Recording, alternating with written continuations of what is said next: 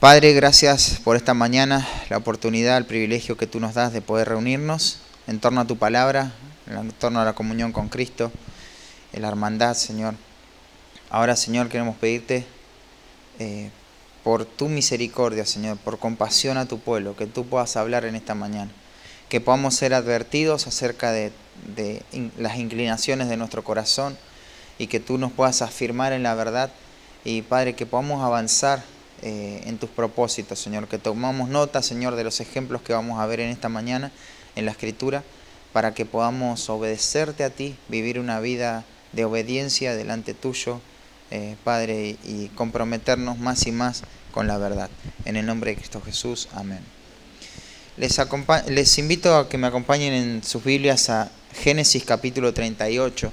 Es un pasaje muy especial para mí. Toda la Escritura es inspirada por Dios, pero hay pasajes que marcan la vida, ¿no? Hay pasajes que uno necesita volver frecuentemente para poder ser afirmado, advertido, consolado. Y este es un pasaje que realmente tiemblo ante las verdades de este pasaje. Muchas veces uno puede ver esto y tomarlo a la ligera, pero créeme que si en esta mañana estás expuesto a las verdades de este pasaje es porque Dios te quiere advertir y te quiere rescatar del pecado y mostrarte su gracia, ¿no?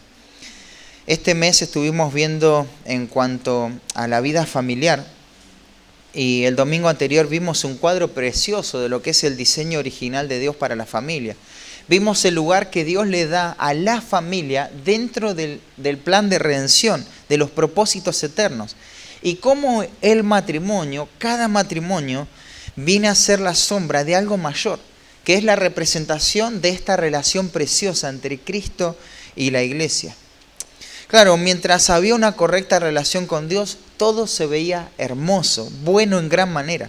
La relación matrimonial funcionaba a la perfección. Ahora, eso que vimos en Génesis capítulo 2 no está puesto ahí para que veamos el ideal de lo que nunca vamos a lograr. Esto es el ideal, pero nunca vamos a alcanzar esto.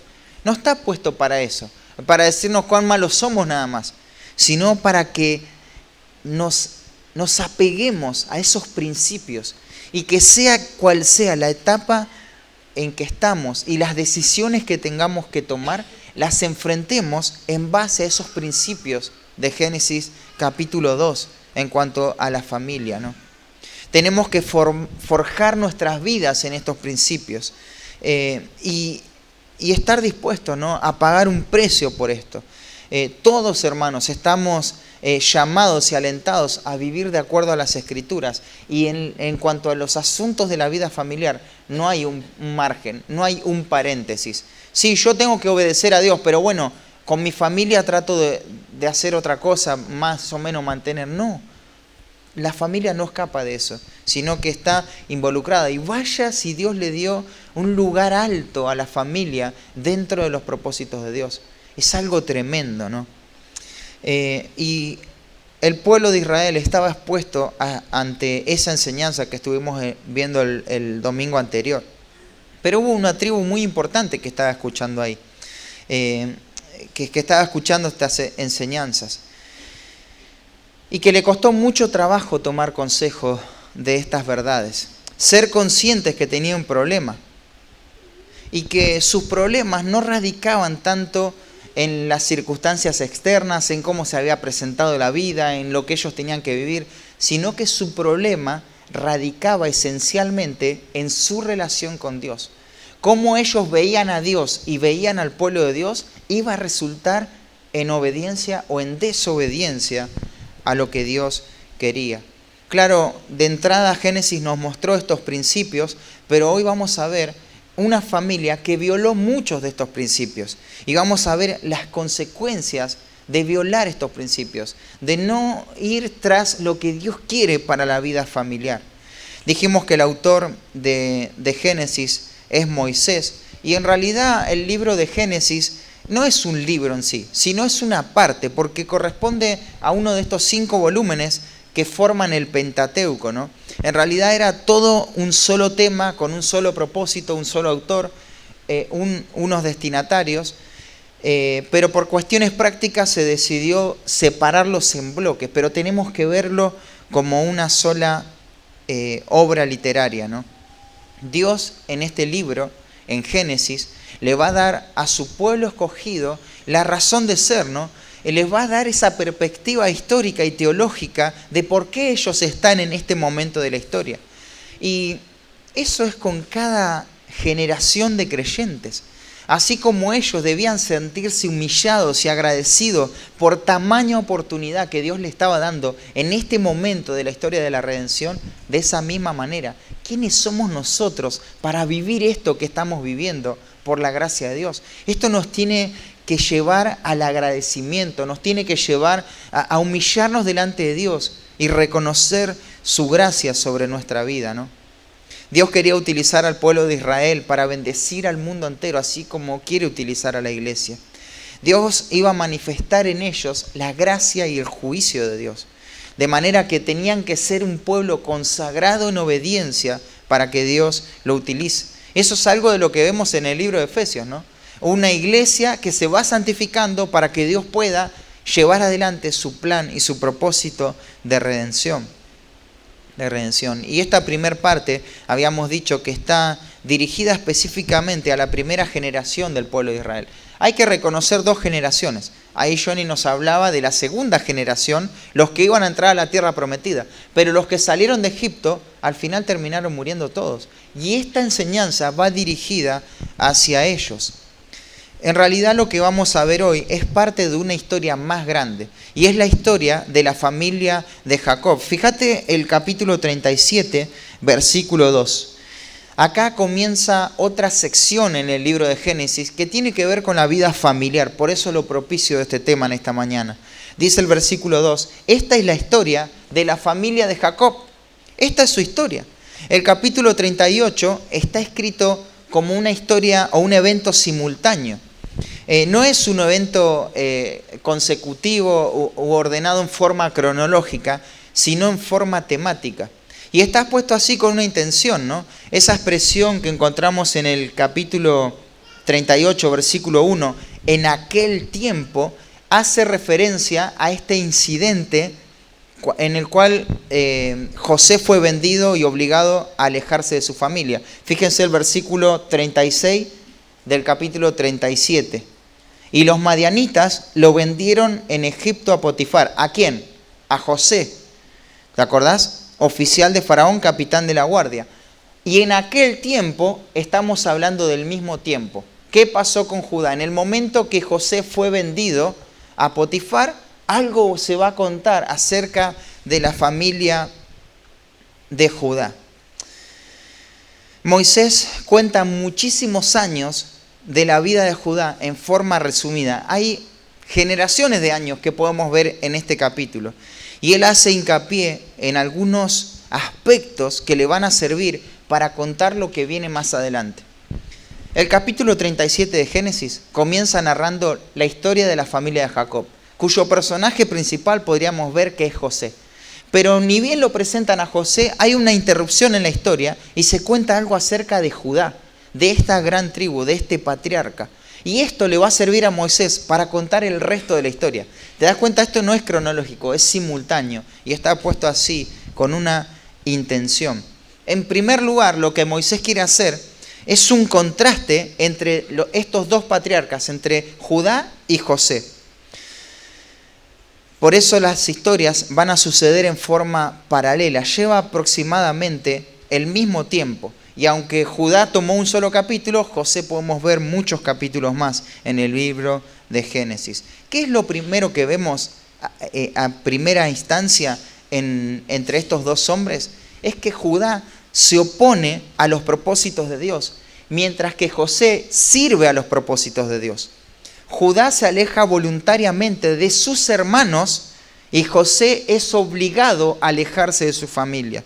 Y así podríamos seguir con el contraste, ¿no? Estas historias fueron puestas juntas para contrastar este problema, el tema de la moralidad patriarcal.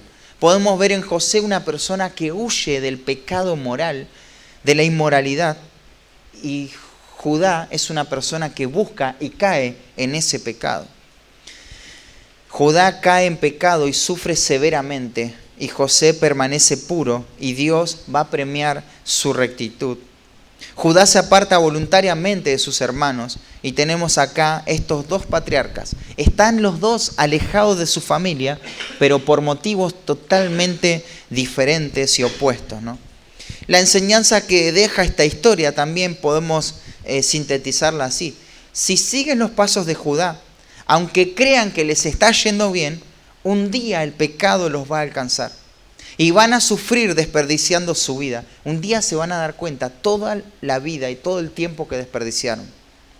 Y si siguen los pasos de José, su fidelidad, su compromiso con Dios, no importa la situación difícil y cuán duro sea lo que tienen que atravesar, Dios al final va a encaminar todas las cosas para bien, porque así termina el libro de Génesis, ¿no? Por otro lado, al escuchar esta historia, el pueblo habría podido darse cuenta el propósito por el cual habían llegado a Egipto. Si se quedaban en Canaán, estaban destinados a mezclarse y a corromperse totalmente y no poder cumplir con los propósitos de Dios. Mientras que el ir a Egipto, aunque esto fue algo duro, los iba a preservar. Y no porque ellos no tengan la tendencia a mezclarse con el mundo, sino porque los egipcios veían como abominables a los judíos, entonces no se querían los egipcios mezclarse con los judíos. Fíjate cómo Dios preserva ese linaje, llevando a su pueblo a un lugar donde es esclavo, porque hay algo más grande que la libertad de estas personas, ¿no? Y son los propósitos de Dios, nuevamente. Dios obra providencialmente, cuida a su pueblo y los introduce en esta tierra por 400 años, hasta que la maldad de los cananeos llega a su colmo y ahora estos cananeos tienen que ser juzgados por el pueblo de Dios, Para este momento Israel era grande y se había convertido en una gran nación. Quizás vos lees o escuchás esta historia y cuando la leamos te va a dar esa sensación de qué historia triste, por favor, cuánta degradación. ¿Hasta dónde llegó el pecado en la vida de este hombre? Cuánta maldad. Pero bueno, más allá del asombro, no pasa, ¿no? Queda retenido un momento en el oído y después sigue la vida, todo continúa, ¿no? Porque claro, vos pensás que esto está ajeno a vos. Muchas veces podemos ver que esto no tiene nada que ver conmigo. Cuán lejos estoy de caer en estos pecados tremendos. Pero te pido por la gracia de Dios que no dejes que tu corazón te engañe, haciéndote creer que estás exento de caer en inmoralidad.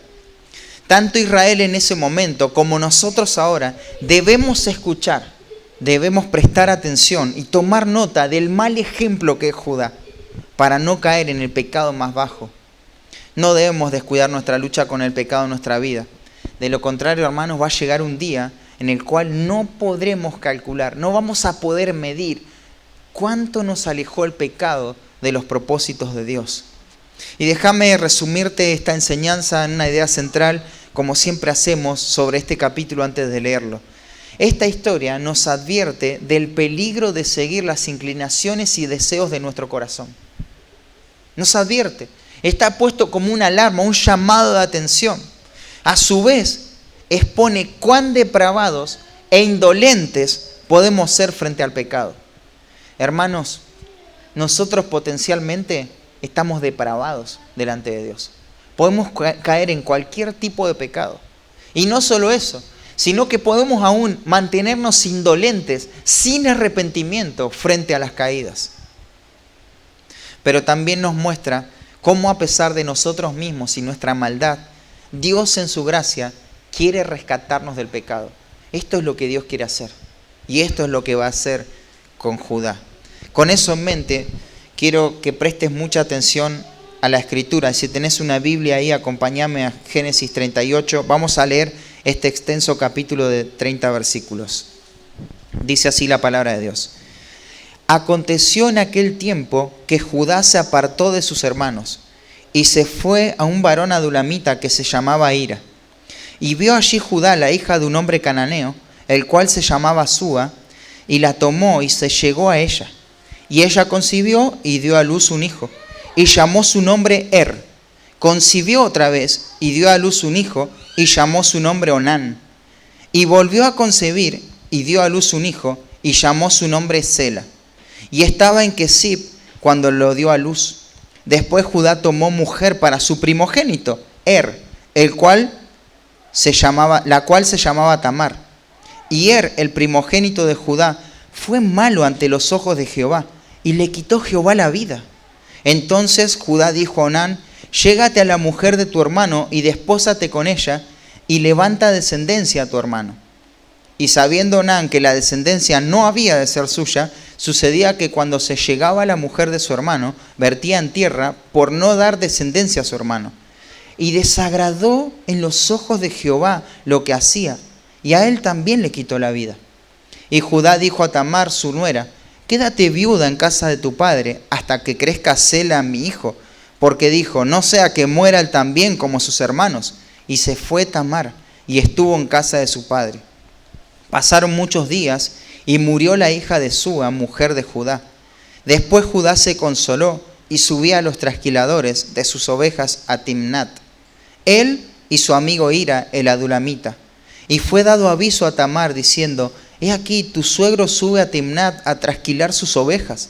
Entonces se quitó ella los vestidos de su viudez y se cubrió con un velo y se arrebozó y se puso a la entrada de Enaim junto al camino de Timnat, porque veía que había crecido Sela y ella no era dada a él por mujer. Y la vio Judá y la tuvo por ramera, porque ella había cubierto su rostro. Y se apartó del camino hacia ella y le dijo: déjame ahora llegarme a ti, pues no sabía que era su nuera. Y ella dijo: ¿qué me darás por llegarte a mí? Él respondió: yo te enviaré del ganado un cabrito de las cabras. Y ella dijo: dame una prenda hasta que lo envíes. Entonces Judá dijo: ¿qué prenda te daré? Ella respondió: tu sello, tu cordón y tu báculo que tienes en tu mano. Y él se los dio y se llegó a ella, y ella concibió de él.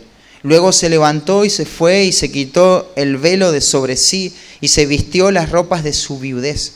Y Judá envió el cabrito de las cabras por medio de su amigo el adulamita, para que éste recibiese la prenda de la mujer, pero no la halló. Y preguntó a los hombres de aquel lugar, diciendo: ¿dónde está la ramera de Naín junto al camino? Y ellos le dijeron: no ha estado aquí ramera alguna. Entonces él se volvió a Judá y dijo: no la he hallado. Y también los hombres del lugar dijeron: acá no ha estado ramera. Y Judá dijo: tómeselo para sí, para que no seamos menospreciados. Y aquí yo he enviado este cabrito y tú no lo hallaste. Sucedió al cabo de unos 3 meses, fue dado aviso a Judá diciendo: Tamar tu nuera ha fornicado, y ciertamente está encinta a causa de las fornicaciones. Y Judá dijo: sacadla y que sea quemada. Pero ella, cuando la sacaban, envió a decir a su suegro: del varón cuyas son estas cosas estoy encinta. También dijo: mira ahora de quién son estas cosas, el sello, el cordón y el báculo. Entonces Judá las reconoció y dijo: más justa es ella que yo, por cuanto no le he dado a Sela mi hijo. Y nunca más la conoció. Y aconteció que al tiempo de dar a luz, he aquí había gemelos en su seno. Sucedió cuando daba a luz que sacó la mano el uno, y la partera tomó y ató su mano un hilo de grana, diciendo: este salió primero. Pero volviendo a meter la mano, he aquí salió su hermano y dijo: ¿qué brecha te has abierto? Y llamó su nombre Fares. Después salió su hermano, el que tenía en su mano el hilo de grana, y llamó su nombre Zara. Hasta ahí nomás esta tremenda historia en la palabra de Dios. Si tendríamos que seleccionar este pasaje, quizás no sería un pasaje que lo pondríamos como lema en nuestra vida, ¿no? Una historia tan degradante, tan dramática, ¿no? Pero acá la tenemos, puesta en las Escrituras.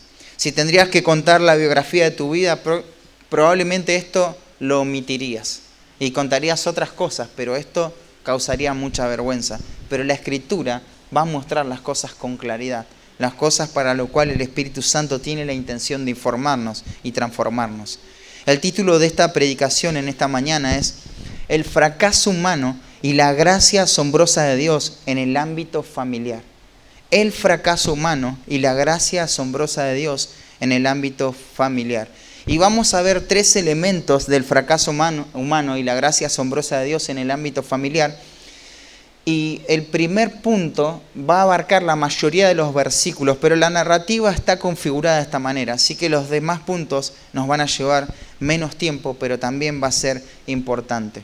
Porque lo que quiere destacar el autor acá es, Dios es un Dios de gracia, pero el ser humano está corrompido. Vamos a ver el primer punto, y es un camino de descenso espiritual, un camino de descenso espiritual. Y ahí tenemos 5 subpuntos de este primer punto. Y vemos cuán lejos puede llegar el pecado en la vida de una persona. Sin dudas no tiene límite. Vamos a ver que no tiene límites. Siempre se puede estar peor en cuanto al pecado. No es que decir, bueno, ya está, ya tocó fondo. No.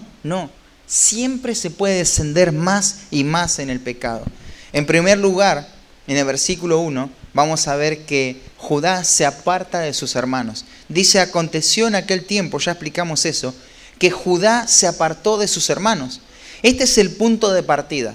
Moisés podría haber contado cualquier historia para hablar de la decadencia espiritual, pero él quería que ellos vieran esto. Probablemente a esta altura Judá era la tribu prominente, el tamaño, las características, el liderazgo que tenía esta tribu, era la tribu más numerosa y más importante que estaba escuchando en ese momento esta narrativa. Entonces ellos tuvieron que haber abierto los ojos muy grandes cuando escucharon su nombre. Ahora vamos a escuchar una historia acerca de la tribu más importante de Israel. Y comienza con estas palabras deprimentes, ¿no? En aquel tiempo se apartó Judá de sus hermanos. Apartarse es la idea justamente de descender. Y justamente este capítulo se ve el descenso acelerado en la vida de Judá. Ahora Moisés ya tiene la atención de toda la tribu, de todo Israel. Y va a comenzar con este camino de descenso. Y todo comienza acá. La familia de Jacob debía estar unida, ya que Dios tenía un propósito para los descendientes de Abraham, Isaac y Jacob. Sus hermanos de sangre no solamente representaban ese lazo sanguíneo, sino un lazo espiritual. Esta es la familia espiritual de la cual no hay que apartarse.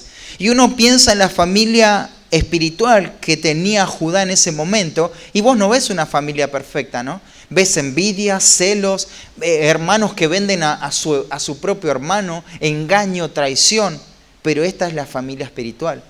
Con todo y defecto, esta es la familia espiritual y no debían apartarse estas familias porque esto es apartarse de las promesas de Dios. No era simplemente irse a vivir a otro lado o alejarse un tiempo. Implica un menosprecio al pueblo de Dios y a los propósitos de Dios. Ellos no deberían haberse apartado, ¿no? El distanciamiento con el pueblo de Dios marca la tendencia del declive espiritual. Siempre esto es así. Siempre sucede de esta manera. Te alejas del pueblo de Dios. Lo que antes considerabas como valioso ya no lo es. El valor que tiene la iglesia ya no es la misma, ¿no? Y ahora él está apartado. Judá ahora está desprotegido. No tiene alguien que le haga ver lo peligroso del camino que tomó. Él es vulnerable ante el pecado. Está alejado de tener que dar explicaciones a alguien por lo que hace o por lo que deja de hacer. Maneja sus propios criterios, sus propias decisiones, su propia agenda, su propia vida. Esto es lo que siempre él quiso en realidad. Él quería desligarse de tener que rendir cuenta, entonces se aparta de sus hermanos. Y ahora lo logró, ¿no? Esto es lo que siempre soñó. Muchas veces vemos el compromiso con el pueblo de Dios como una carga, ¿no? Otra vez, no, si hago esto voy a tener que explicar, bueno, y tratamos de buscar la vuelta para dar las menos explicaciones posibles, cuando no debería ser así, hermano. Deberíamos contar con el apoyo del pueblo de Dios, con el criterio del pueblo de Dios, que nos ayuden a evaluar las decisiones que vamos a tomar o las que no vamos a tomar. Pero no deberíamos alejarnos, porque este es el primer paso en el descenso, en la degradación moral de los hijos de Dios. No solamente él se aparta de sus hermanos, sino que en segundo lugar se acomoda con los extraños. Este es otro descenso. Él ahora se siente bien con los extraños. Dice, se fue un varón adulamita que se llamaba Ira. Se asocia con un hombre pagano que él carece de todo valor espiritual. El significado de este hombre, de este nombre, Ira, es muy importante en la narrativa. Significa palidez, hueco, vano, vacío. Era un hombre de Adulam. Adulam era un lugar próspero, ¿no? Un lugar tranquilo, un lugar estable, un lugar seguro. Todo lo que necesitaba Judá. Estar con un hombre vacío, que no sea profundo, que nunca lo incomode, en un lugar seguro donde él alcance todo su sueño y desarrolle todo su potencial. Era lo que él siempre había soñado y ahora lo está cumpliendo.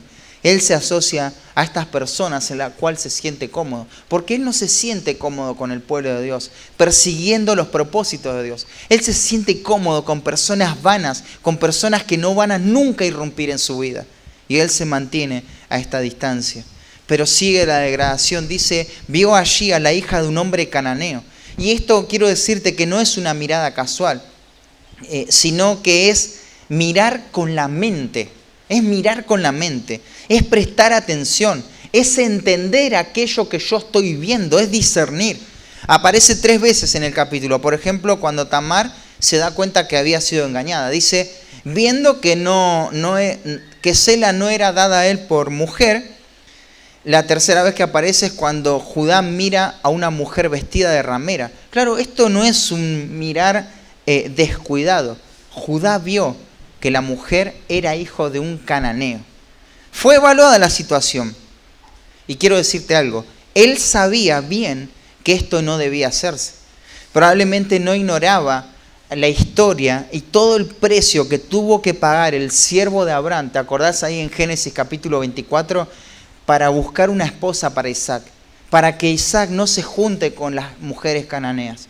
Y Abraham le dijo seriamente, mirá, si mi hijo se tiene que quedar sin casar, es preferible que se quede solo, pero que no se una a una persona que no es el pueblo de Dios, que no conoce a Dios, que no tiene nada que ver con los propósitos de Dios. Esa era la comisión de Abraham. Pero Abraham, Dios le había prometido a Abraham que de él iba a ser una descendencia. ¿Cómo que su hijo se iba a quedar solo? Abraham había resuelto vivir una vida comprometida con la santidad. Dios se iba a ocupar de llevar sus propósitos adelante, porque Él es Dios y no se le iba a escapar nada. Y de esa manera, Dios provee una esposa para el hijo de Abraham, para Isaac. Sin embargo, acá tenemos a alguien que parece que no pesa nada la fidelidad de otros que pagaron un precio por obedecer a Dios. No me hace nada. No me hace ruido que otros estuvieron dispuestos a dar su vida, sus búsquedas, a renunciar a todo. Y yo voy y lo hago igual, sin que nada me importe. Y ahí lo tenés a Judá. Y dice, y la tomó y se llegó a ella. Esto es muy brusco en la narrativa, ¿no? Parece que lo que predomina acá es el deseo de este hombre.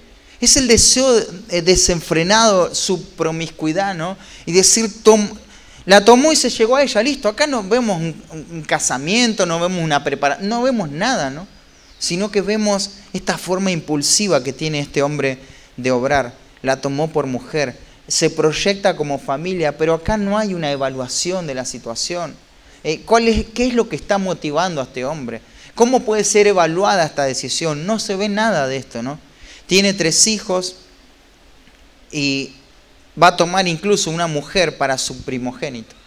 Toda una realización, ¿no? Toda una generación, otra generación. Notemos el tiempo que transcurre, en 2 o 3 versículos transcurren muchísimos años. No sabemos exactamente la cantidad, pero sí sabemos que fue suficiente para que su primer y su segundo hijo tomen una mujer. O sea, él toma una mujer, tienen hijos, crecen los hijos y estos hijos se casan con otras mujeres. Entonces, vemos que pasó muchísimo tiempo, ¿no? Habrán pasado quizá 18 años, 20 años, como mínimo, ¿no? Lo único que pasó es que Judá no solo se aparta de sus hermanos, ahora él se acomoda con los extraños, pero ese acomodamiento se va a profundizar un poquito más y se aferra a esta forma de vida, lo vamos a ver en el versículo 6. Versículo 6 dice que Moisés va a describir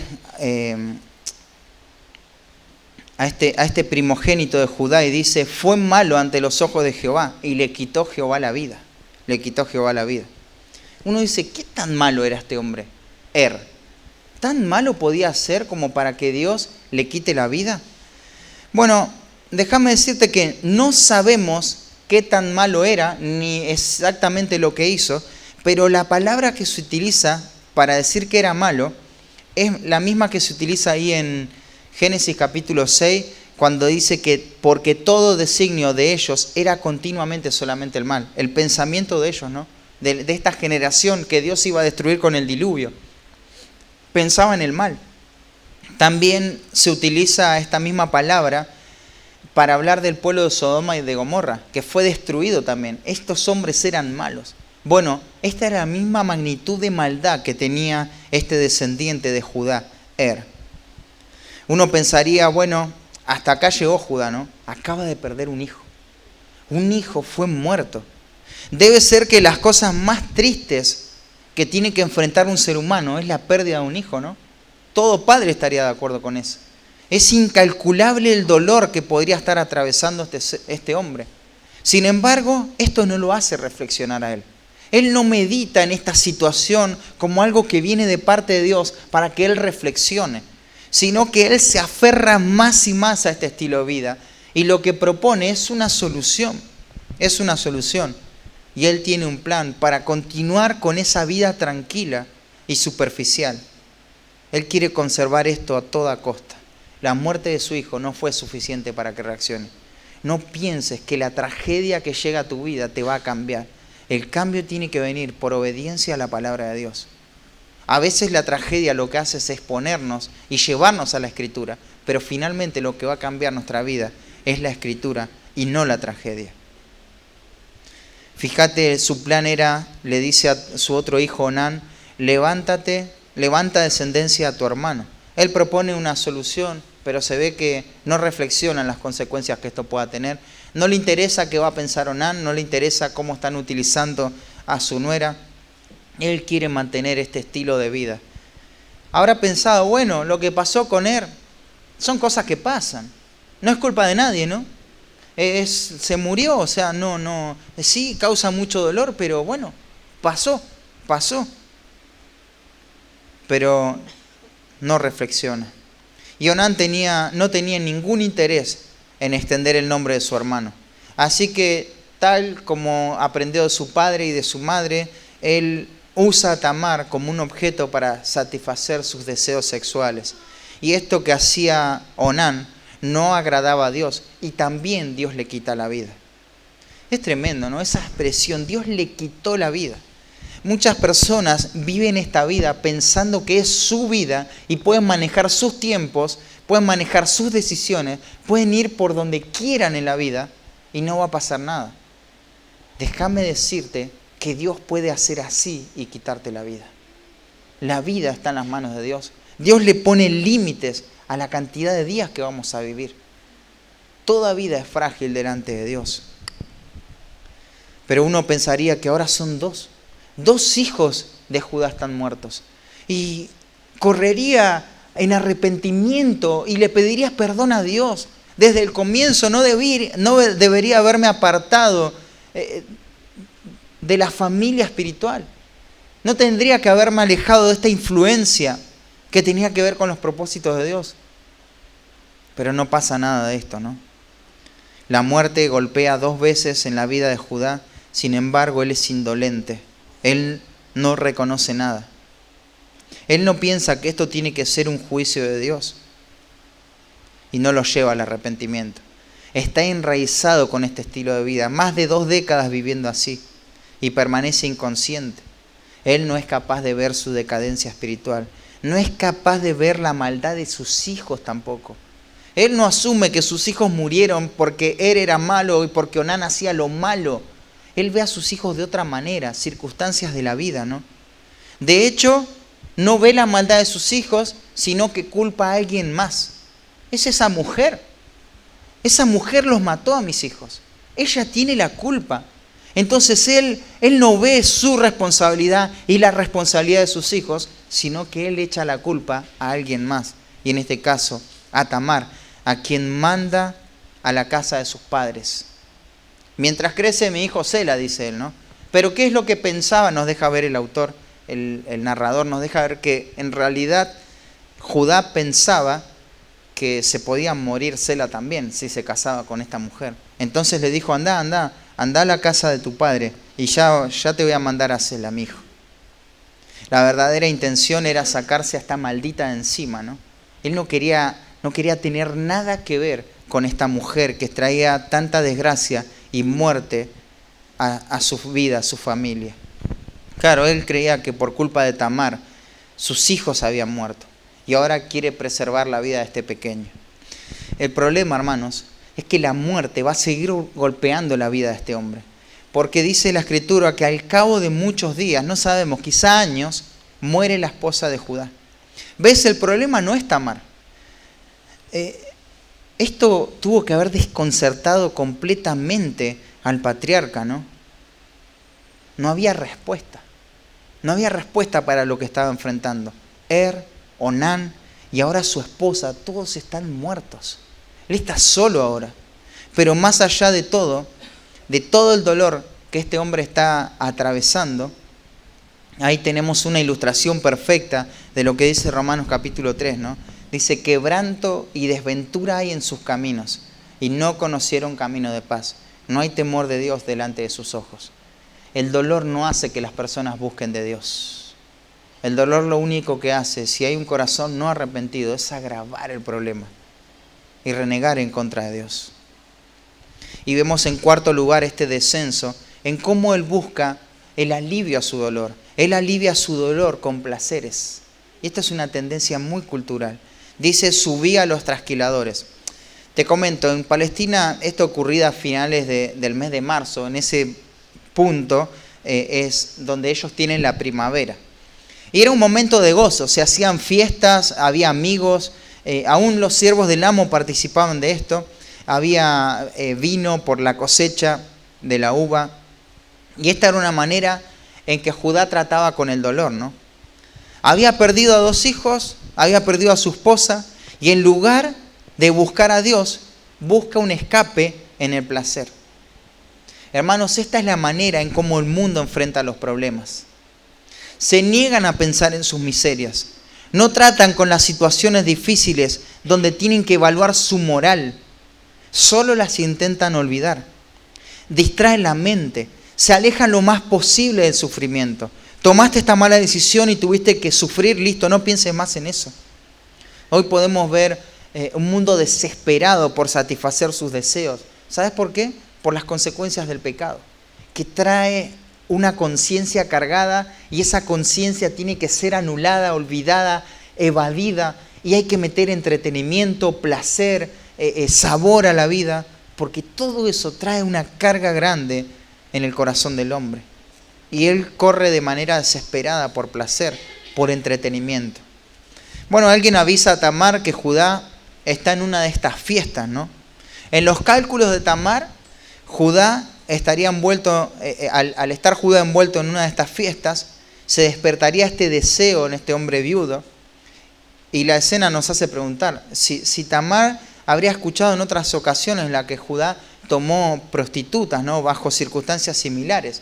No lo sabemos, pero ella lo maneja con tanta naturalidad que parecería que sí, ¿no? Lo que sí estamos seguros es que acá es una presa vulnerable a la caída de inmoralidad. Y en quinto lugar, en este descenso se arrastra más profundo en el pecado. Por eso no hay límite para esto. Entonces Tamar prepara un plan, se quita los vestidos de su viudez, se cubre con un velo y se arrebozó, dice. Finge ser una prostituta sagrada que los cananeos conocían bien, ¿no? Dice el versículo 15, y la vio Judá. ¿Recuerdan este ver? Ese ver con la mente. Él pasa por su mente esta mirada. Entiende que es una ramera. Para este punto, el desenfreno en el corazón ya está. Este desenfreno, esta lujuria, le hace perder toda conciencia de Dios. Él está insensible ante el pecado. Y noten cómo expresa su deseo desenfrenado. Se aparta del camino. Se aparta del camino. Él no sigue el camino derecho, sino que se aparta del camino. Esta palabra que se había alejado de sus hermanos no es la misma palabra que se usa en el versículo 1, ¿no? Que da la idea de simplemente descender. Acá es más profundo este descenso. Tiene que ver con apartarse del camino, tiene que ver con instalar, con desplegar o levantar una tienda, con extender las lonas. Acá hay un propósito. Tiene que ver con afianzarse en esto. Ya resolví estar acá, voy a estar en este pecado, me voy a involucrar con este pecado.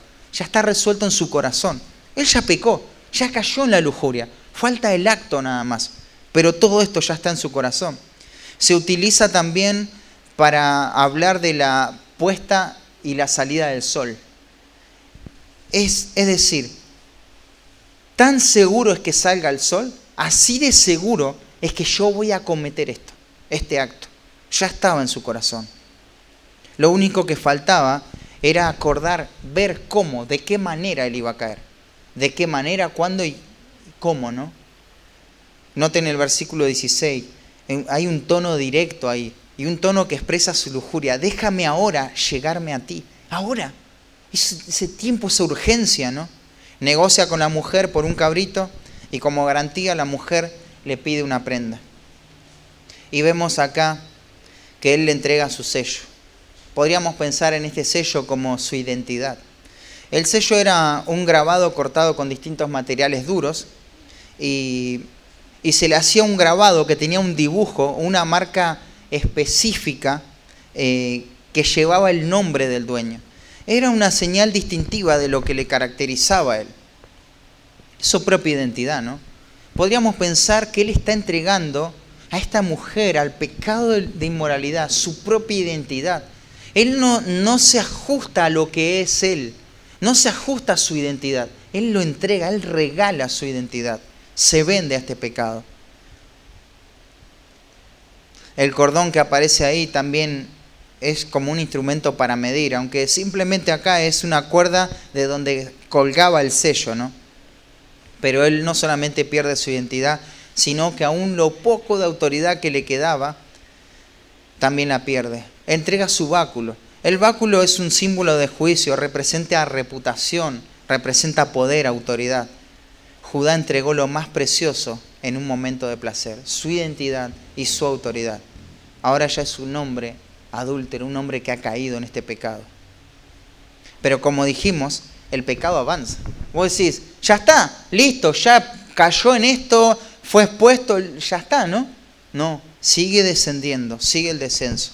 Porque ahora lo que va a hacer es lo peor. Él trata de encubrir su pecado. Y manda a su amigo, eso es un detalle tremendo. ¿De quién está hablando? De Irán, este adulamita, ¿no? Antes era un compañero simplemente. Ahora ¿qué es? Es su amigo. Claro, pasaron, no sé, 25 años para este momento. 30 años quizá, porque ya Sela había crecido. Quizá 30 años ya pasaron desde que se llegó a Adulam. Bueno, ahora este hombre, que antes era un simple compañero, ahora es su amigo. Su amigo. Y claro, él no quería perder su reputación, así que manda a pagarle esto a esta mujer, ¿no?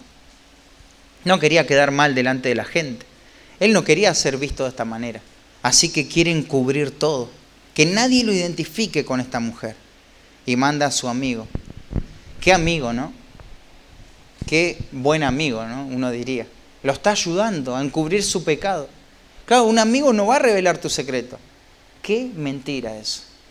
Un amigo verdadero lo que te va a exhortar es a vivir los principios escriturales.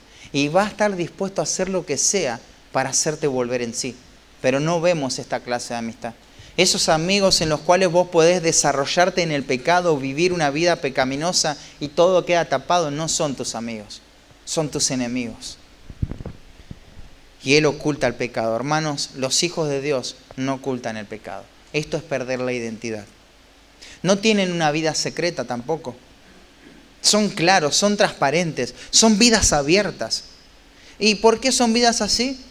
Porque Dios todo lo ve, ¿no? ¿Y qué importa que lo vean las demás personas? Si yo le tengo que rendir cuentas a Dios que todo lo ve. Entonces no temen al hombre. Pero esto no es algo que estaba presente en la vida de Judá.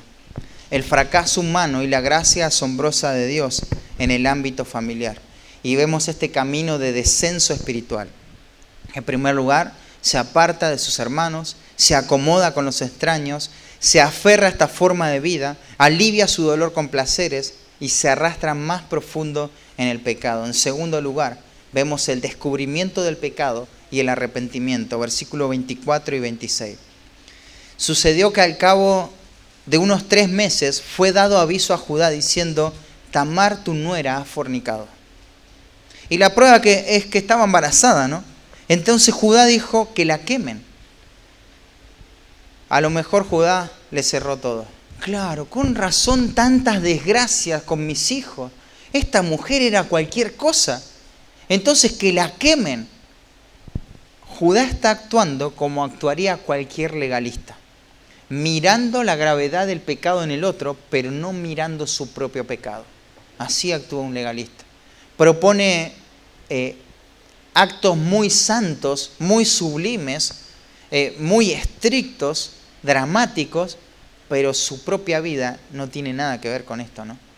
En la intimidad vive tapando su pecado. Él es un legalista. Pero bueno, Tamar tenía algo que decir. Ella dice: el fornicario es dueño de estas cosas. ¿Y qué pasa? Cuando Judá vio el sello, el cordón y el báculo, lo reconoció. Lo reconoció. Y tenés que absorber el efecto de esto. Judá, por primera vez en toda la narrativa, dentro de los 30 versículos, no se va a decir nada igual. Él reconoce algo. Él reconoce algo. Su pecado queda expuesto delante de todos. Y por la gracia de Judá, en este breve versículo podemos ver un arrepentimiento genuino, un arrepentimiento verdadero. Empieza con este reconocimiento. Podríamos verlo en 4 partes a esto. Él es confrontado con su pecado en primer lugar. Ya no queda dudas. Dios saca a luz este pecado, porque Judá es del pueblo de Dios. Entonces Él no lo va a dejar a la deriva. Él saca a luz su pecado. ¿Pasó mucho tiempo? Sí, pasó mucho tiempo. Pero al final el pecado queda expuesto. Lo primero que tiene que haber para un arrepentimiento genuino es la confrontación de la palabra de Dios. Si no hay esto, no hay arrepentimiento. Él tiene que ser confrontado y Él es confrontado. La realidad de su pecado lo alcanza. En segundo lugar, reconoce su condición. Fíjate que Él no se justifica, Él reconoce su condición. Y Él no ve un hecho puntual nada más. Él ve toda su vida acá. Y Él dice: lo que hizo esta mujer, me engañó esta mujer Tamar. Realmente lo que hizo Tamar fue despreciable. No fue bueno lo que hizo Tamar. Fue algo aberrante.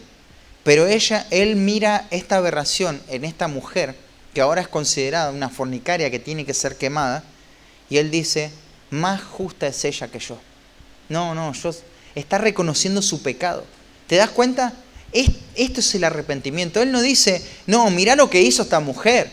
Bueno, yo soy malo, pero mirá que... No. Ella es más justa que yo. O sea, la aberración que hizo ella es como si fuese una justa delante de la aberración en la cual me he conducido toda mi vida. Es algo tremendo lo que yo hice. Y él confiesa su pecado finalmente. No solamente se queda con esto, sino que él dice: no le di a Sela a mi hijo. Esta es la verdad. La verdad es que yo quería aferrarme a esta vida, no hice lo que tenía que haber hecho, no quería perder mi seguridad. Él confiesa acá, confiesa su pecado. No le di a Sela mi hijo. ¿Y cómo vemos que se arrepiente? Porque nunca más la conoció. Nunca más la conoció. La narrativa es enfática ahí para decir: esto en lo cual había caído Judá, nunca más lo volvió a hacer. Esto tiene que ser dramático en nuestra vida, ¿no? ¿Querés saber si realmente te arrepentiste de aquel pecado que confesaste a Dios? Bueno, fíjate si lo volvés a hacer. Si lo volvés a hacer, no está el arrepentimiento efectuado ahí. Hay un reconocimiento, hay un dolor, pero hasta que no se produzca el cambio completo, no hay arrepentimiento. Y acá él nunca más la conoció. Acá se frena una vida, más de 25 o 30 años de estar esclavizado al pecado. Qué triste todo esto, ¿no? Qué triste todo esto. Sin embargo, en todo este tiempo vemos que Dios no estuvo ausente. Dios estuvo buscando a este hombre. Estuvo buscando que Judá se arrepienta, pero Judá no lo podía ver. Mueren sus hijos, su esposa, su nuera termina haciendo algo vergonzoso, entrega su identidad, pierde su autoridad moral, pierde tiempo de manera incalculable, termina arrepintiéndose. Hermanos, ¿hasta dónde tiene que avanzar el pecado en la vida de Judá para que entienda esto? ¿Qué tiene que pasar en nuestra vida para que entendamos que las tendencias, que las decisiones, que la dirección a donde va nuestra vida no está bien? Que personas con las cuales nos relacionamos no nos van a llevar a alabar a Dios. ¿Qué tiene que pasar en nuestra vida? Dios utilizó todo este pecado, este fracaso, esta miseria para su gloria. Y al final Judá terminó entendiendo. Pero quiero decirte algo, hermano querido. El pecado no es necesario. ¿Dios puede utilizar el pecado? Sí, pero el pecado no es necesario. Es mejor tomar nota de las advertencias de Dios antes de recibir las duras y amargas consecuencias del pecado. El pecado siempre paga mal. Entonces, al escuchar esta historia, ahora la generación de israelitas entiende la idea, ¿no? Dios los había preservado en Egipto para no caer y mezclarse con los cananeos, con toda esta inmoralidad. Solo los hubiese llevado a la muerte. Lo que podés reconocer en esta historia y lo que ellos entendieron es que, lejos de los propósitos de Dios, lo único que podemos obtener en nuestra vida es muerte. Déjame decirte, ¿cuál es la paga del pecado? Es muerte. Siempre el pecado conduce a la muerte. Siempre el pecado conduce a la muerte. Dios los había guardado a ellos, pero ahora no están en Egipto. Ahora están yendo a conquistar esas tierras, Canaán. Ellos tienen que tener mucho cuidado de no caer bajo sus influencias. Separarse de la familia de Dios no tiene un costo bajo, tiene un costo muy alto y representa destrucción. Hermano querido, no te tomes licencia con la familia de Dios. Compartí con el pueblo de Dios. Comprometete con la iglesia local. No es liviano el dolor que se cosecha por esto. Y vos decís, no, pero hace 5 años vengo así. Hace 10 años vengo así. Bueno, Judá te puede decir, mirá, yo hice mi vida en Adulam. 30 años, más de 30 años estuve lejos. Y parecía que de momento todo iba bien, pero al final tu pecado te va a alcanzar. Entonces el fracaso humano y la el fracaso humano y la gracia asombrosa de Dios en el ámbito familiar. Vimos el camino de descenso espiritual, vimos el descubrimiento del pecado y el arrepentimiento. Y por último, veamos Dios y su inmensa gracia, los últimos versículos. Y uno pensaría, la tribu de Judá que estaba ahí, la más grande de todas, pues ¿y qué pasó? ¿Cómo es que llegamos a ser la tribu prominente entre el pueblo de Dios si me acaba de contar lo que hizo el patriarca? Es terrible. ¿De dónde salieron tantos de esta tribu? ¿Cómo es que ahora son personas capaces? ¿Cómo es que lideran? ¿Cómo es que llevan adelante tantos planes? Y es un pilar en la nación de Israel esta tribu. En este momento que están escuchando esta historia. ¿Qué me perdí? Esta historia te muestra que no hay nada en la tribu de Judá que lo hacía especial. Todo tiene que ver con la gracia abundante de Dios. No hay nada en Judá que le dé valor por sí mismo. Lo único que puede mirar Judá en su propia vida y en su propia historia es inmoralidad, degradación, fracaso tras fracaso, malas decisiones. Él no puede decir, qué fiel que fui todos estos años. Él puede mirar atrás y decir, la gracia de Dios, la misericordia de Dios. Todos podían ver esto. Dice que Tamar tuvo 2 niños, Fares y Zara, y a partir de los hijos de Tamar, Dios iba a ser de Judá la tribu más poderosa de Israel. Si la tribu de Judá estaba en el lugar donde estaba, era solamente por la gracia abundante de Dios, por esta inmensa gracia. Y claro, nosotros tenemos más información en la revelación progresiva. ¿De dónde iba a venir ¿El Mesías de qué tribu? De Judá. Específicamente de la línea de Fares nacería Cristo. Por eso lo entendemos nosotros hoy. Podemos ver el valor que tiene la gracia de Dios, ¿no? Qué tremendo, ¿no? Vos decís, pero este hombre tomó malas decisiones. Se juntó con quien no se tenía que juntar. Muerte, después inmoralidad. Su nuera hizo de una mujer fácil. Y vos ves acá que el Mesías viene de acá, de esta línea. Esto no... ¿Puede la tribu de Judá jactarse de algo? ¿Pueden decir ellos, bueno, nosotros, dentro de todo hicimos las cosas bien y Dios nos bendijo? Nada, hermanos, nada. Lo único que hubo en Judá fue un corazón arrepentido por toda esta miseria, ¿no? Por todo este fracaso. Aunque no lo vemos a simple vista, debemos entender que todo el capítulo, durante todo el capítulo, cada uno de los acontecimientos está atravesado por la gracia de Dios. Fue la gracia de Dios lo que llevó a Judá a vivir estos momentos extremos y duros para que él pueda entender y reconocer que no estaba Dios. Cada cosa mala que le sucede a Judá era puesta en operación por pura gracia de Dios. Dios le quería rescatar del pecado. Dios quiere rescatar del pecado a sus hijos. En conclusión, el pecado hizo estragos en la vida de Judá. Él finalmente quedó expuesto y se arrepintió. No vemos ninguna razón en Judá para que termine siendo importante en el pueblo de Israel, aparte de la gracia abundante de Dios. Aparte de la gracia abundante de Dios. Hermano, cuando vos ves, y esto tiene que asombrar al pueblo de Israel, y tiene que asombrar sobre todo a Judá. Te tiene que asombrar a vos y me tiene que asombrar a mí. No sé si en tu mente tenés personas que decís, es imposible que conozca a Cristo, ¿no? ¿Y qué pasa si lo conoce y Dios transforma su vida? ¿No quedarías asombrado? Pensá en una persona en este momento, la cual si cambia te asombraría. Pues si es tremendo de esta inmoralidad, cómo Dios lo transforma, Dios puede transformar a una persona. Todos quedaríamos asombrados, ¿no?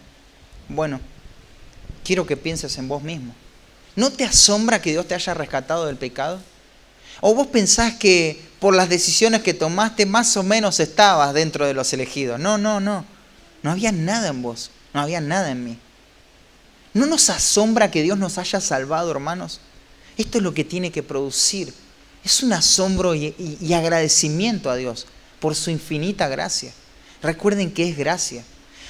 En Efesios capítulo 2 se describe nuevamente, ¿no?, ese cuadro de la degradación de nuestro corazón, todas nuestras malas decisiones, nuestro camino descendente en el pecado. Pero Dios nos rescató, ¿no? En Tito capítulo 2 dice que la gracia de Dios nos enseña a renunciar al pecado. Es la gracia de Dios. No son tus méritos, no son mis méritos. El lugar que hoy tenés, las oportunidades que tenés de servir a Dios, no son debido a tu justicia personal. Es la gracia de Dios. Todo lo que puedas hacer para Cristo es la gracia de Dios para tu vida. Por eso primero no tenemos que renegar de servir a Dios, sino que tenemos que afirmar la gracia de Dios en nuestra vida, en nuestro corazón. Hermano, no sé en qué etapa, de qué forma se encuentra tu familia, quizá afectada tremendamente por el pecado.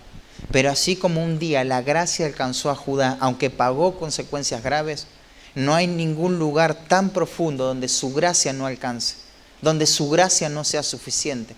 No puedes alejarte tanto para que su gracia no te traiga. Lo que tenés que hacer es ir en fe y arrepentimiento al Señor, creerle a su palabra. Como Judá, cada hijo de Dios podría afirmar que el pecado paga mal. Es algo que avanza siempre que no hay arrepentimiento. Y es solo la gracia de Dios lo que da valor a nuestra vida. A nuestra vida. Y algunas aplicaciones necesarias que podemos hacer de este pasaje. Y quiero darte una lista para que podamos reflexionar juntos. ¿Cuánto ha avanzado el pecado en tu vida? ¿Cuánto ha avanzado el pecado en tu vida que todavía no abortaste, que todavía no has cortado? Segunda pregunta. ¿Estás viviendo una vida en comunión con el pueblo de Dios? ¿Te das cuenta lo peligroso que es apartarte de tus hermanos? ¿Tienes personas espirituales a las que rindes cuenta en tu lucha contra el pecado? ¿O te manejas en forma evasiva? ¿Sos sincero o soy sincero cuando me hacen preguntas difíciles? ¿Hay personas que me hacen preguntas difíciles? ¿O buscas personas en las cuales tus deseos pecaminosos estén ahí seguros, tranquilos, sin que nadie los toque? Judá proyectó toda una vida de esa manera. No permitas que te pase igual. Si tenés una lucha, un pecado que está cargando tu corazón, compartile tu lucha a alguien. Cortá con ese pecado hoy. Hoy cortá con ese pecado. ¿Creíste la mentira de que ese hábito de pecado, al igual que Judá, es manejable? Considera lo que le pasó a Judá entonces. ¿Querés eso para tu vida? ¿Quiero eso para mi vida? ¿Quiero cosechar las consecuencias amargas del pecado? Porque si voy por ese camino, no va a ser diferente para mí. Va a ser lo mismo. Pensás que como Judá, porque bueno, ya pasó el tiempo, ya formé una familia. Y bueno, ahí todo se va a acomodar. Tengo una nueva familia, así que todo se va a ir acomodando, dando. No te engañes, por favor. Dios no puede ser burlado. No tientes al Señor. No juegues con el pecado paga mal. Otra pregunta, ¿eres consciente de todas las veces que Dios, en su bendita gracia, te rescató y te ha estado buscando? Hay situaciones que ocurren, ¿no?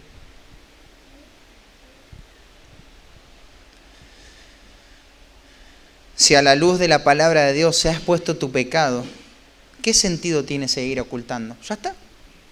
Es como decir, bueno, ya se descubrió que fue Judá, este hombre. Ya no hay sentido de ocultar el pecado. Todos lo saben. Quiero decirte que ese pecado supuestamente secreto, la Trinidad lo conoce. Los ángeles lo conocen. Y son multitudes, millares de millares, ¿no? Tu pecado no es secreto, es abierto a Dios. Puede ser secreto a personas que no tienen la facultad para condenarte. Qué ingenuo que somos, ¿no? Nos ocultamos, guardamos una imagen delante de otros pecadores que ocultan y guardan una imagen. No lo hagamos más. Seamos abiertos.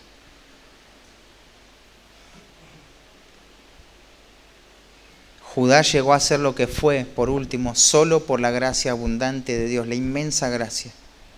Los descendientes de Judá no tenían nada por lo cual jactarse. Ahora ellos eran una tribu muy poderosa, ¿no? Pero hasta que le contaron esta historia. Ahora ya no tenemos nada por lo cual jactarnos. Esto es parecido a lo que decía el apóstol Pablo, ¿no? Solamente se gloriaba en la cruz de Cristo. Cuando él veía su vida, él veía lo que era. Y no había nada bueno en él, ¿no? ¿Acaso no fue así con nosotros? Hermano, quizá tenga que recordarte que Dios te rescató de lo más bajo del pecado. No había una posición favorable delante de Dios. No te jactes como si merecieras la salvación. Si Dios te ha dado oportunidades, no es por tus méritos, es solo por su gracia. Vivamos agradecidos y asombrados. Nunca nos paremos de asombrar de nuestra salvación.